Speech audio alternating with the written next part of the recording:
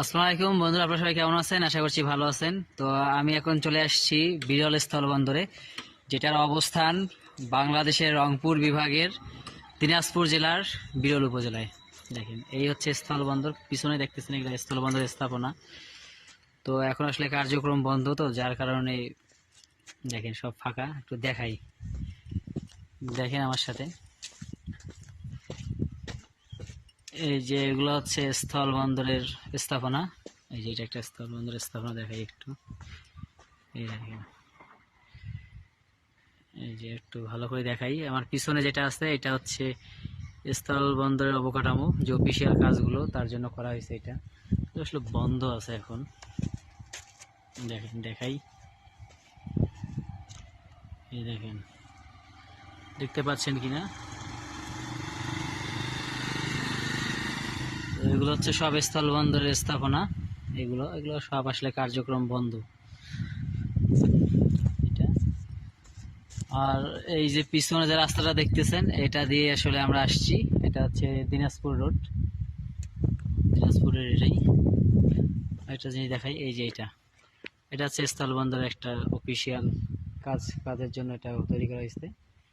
এগুলো সব বন্ধ আর কি। দেখেন, তো ভাবলাম যে শীতের দিনে আপনাদেরকে দেখাই।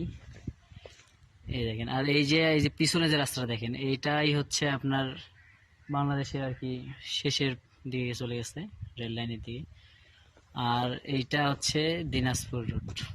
এটা হচ্ছে দিনাজপুর রোড, এটা বিরল স্থলবন্দর। দেখেন, একটু দেখাই। এই যে দেখেন, এই যে এগুলো হচ্ছে বিরল স্থলবন্দরের যে অবকাঠামোগুলো আছে। তো সেই অবকাঠামোগুলো হচ্ছে পিছনে এগুলা। এই দেখেন, জাস্ট এইটাই। আর আছে হচ্ছে আপনার এই যে দেখেন, এই যেটা দেখালাম, এই যে পিছনে, এই যে এটা,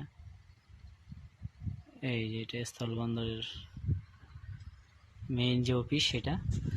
আরও আছে, দেখাই আমাদেরকে। সম্ভবত এটা স্থলবন্দরের জায়গা, এটা কাজে লাগাবে।